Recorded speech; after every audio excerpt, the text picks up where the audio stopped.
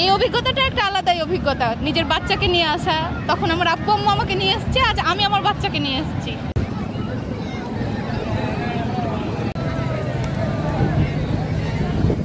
জি প্রথমবার এসেছি।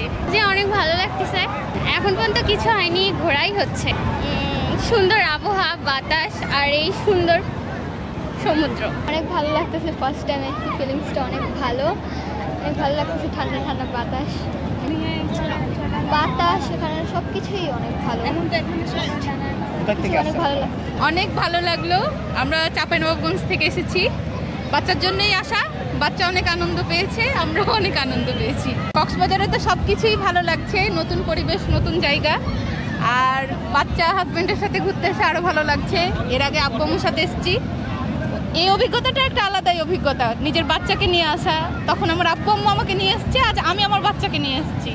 এটা আমার জন্য খুব গর্বের। আমার বাচ্চা বড় হয়ে আমাদের নিয়ে আসবে, এটাই আশা করি।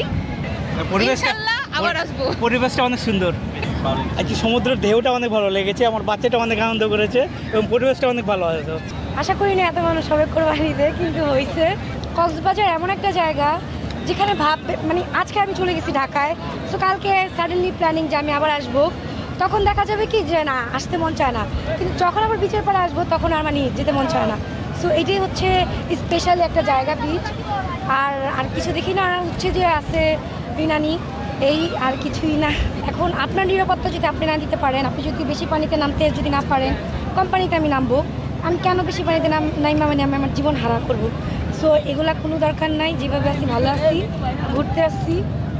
ওকে, আমরা সাধারণত ভ্যাকেশন পাই রোজার ঈদ কুরবানি ঈদে। তো এই ভ্যাকেশনটা আসলে আমরা চেষ্টা করি আসার জন্য। আর কক্সবাজার তো অলওয়েজ ডিফারেন্ট। এটা আপনি শীত আর গরম বলতে কোনো শব্দ নেই, কারণ আপনি যখন সমুদ্রের কাছে আসবেন তখন আসলে গরম অনুভূতিটা হয় না। যেমন আমি আজকে 5টায় আসছি, হোটেলে চেক ইন করতে করতে 12টা বাজছে, বাট আমি স্টিল এখানেই ছিলাম। সো এটা কোনো বিষয় আমি মনে করি না বিষয়। আপনি দেখতেই পাচ্ছেন চারদিকে প্রচুর মানুষ, সবাই কর্মব্যস্ততার মধ্যে আসছেন ভ্যাকেশনটা এনজয় করার জন্য। হয়তো বা দেখা যাচ্ছে যে আর 2-1 দিন পর আমাদের ভ্যাকেশন শেষ হয়ে যাবে, সবাই যার যার কর্ম ফিরে যাবে।